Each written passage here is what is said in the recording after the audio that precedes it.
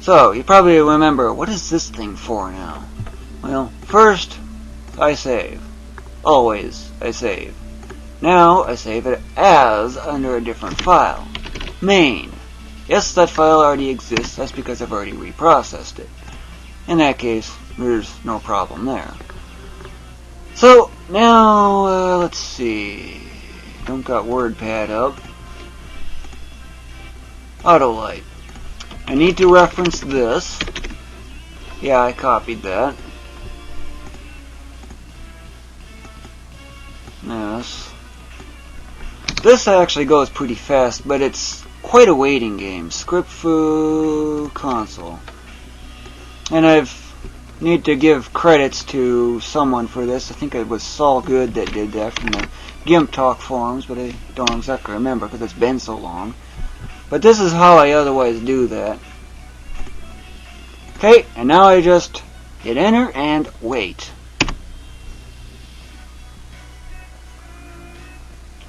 Yeah, as you can probably tell, if that side over there is any indication, it does give you the idea on what's actually going on. But it does seem to actually be pretty fast in a way. But this isn't the fastest, this is actually the fastest one. The 32 to 256 is the slower one in the bunch. I think it's the slowest one, though I'm not too positive on that.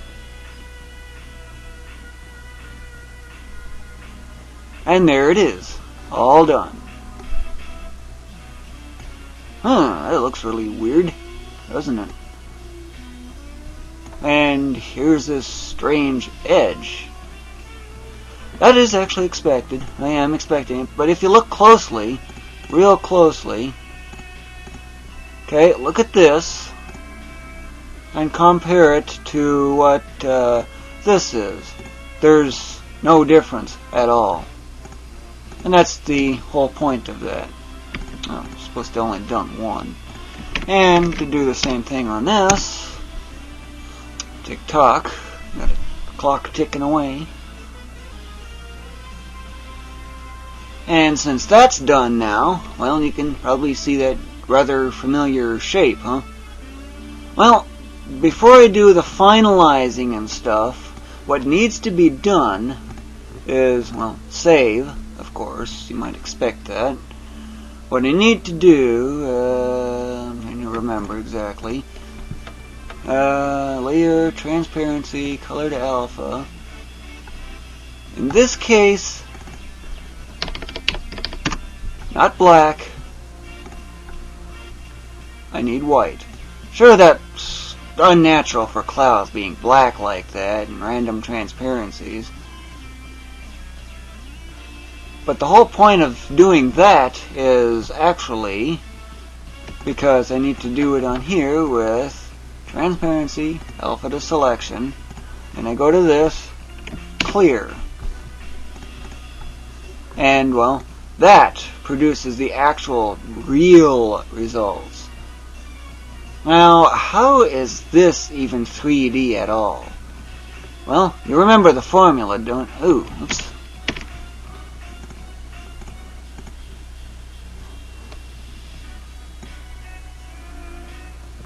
Alright, what's going on here? Oh, I know what I did wrong.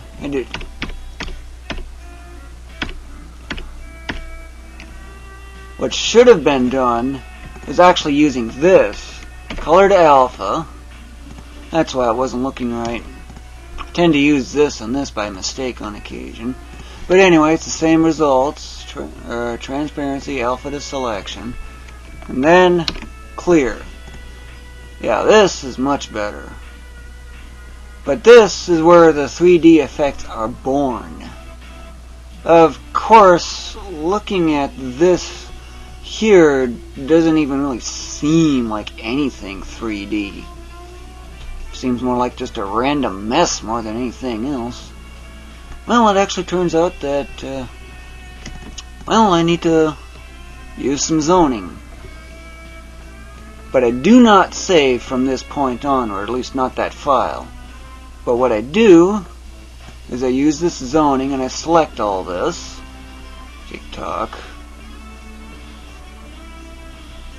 Okay, and I image, crop image, hide this, texture results, and that's the zone that I otherwise use. And once I save it as a TGA, well, that's when I Z to get the original thing back here. Of course, I forgot to make that layer visible. Now I go off and do the second one, and otherwise repeat this process. 15 is meant for the closest one. This will be 14, 13, 12. Then there's another template for the 11, I think it's 6 through 11 that are used. Well, I've at long last finally got these clouds otherwise finished, so now I just need to do the finishing touches, as usual. Notice that they're actually repeating several times over. There's more off this way too. It's actually 8 this way and 2 this way. Why am I doing that? It's to cut back on the draw count significantly. It's distracted. Why do I need to do that? Well, unless you want the game to run at something like 30 frames per second, or not 30 frames per second, something more like, I don't know, 6, 10, bad stuff like that. But this is otherwise the final result. Clouds high, 0. Yep.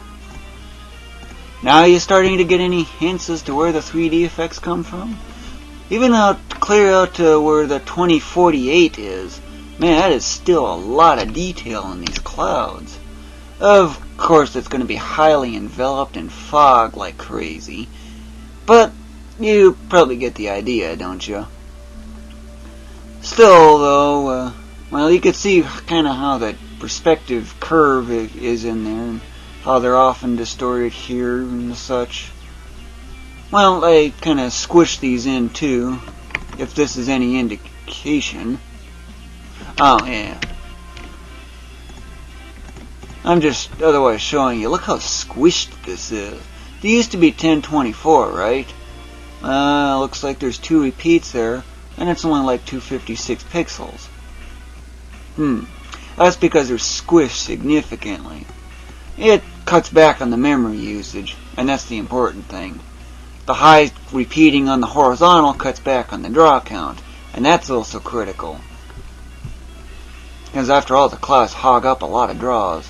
But anyway, the next and final stage of the process, stage 5, involves, well, testing them. There's got to be a way to know if they're working or not. However, this does take quite a bit of time. A lot of time, because I have to write in the programming and all that other stuff. That, unfortunately, is going to have to get left out. But I'll show you in the actual end result in the game, though, at least.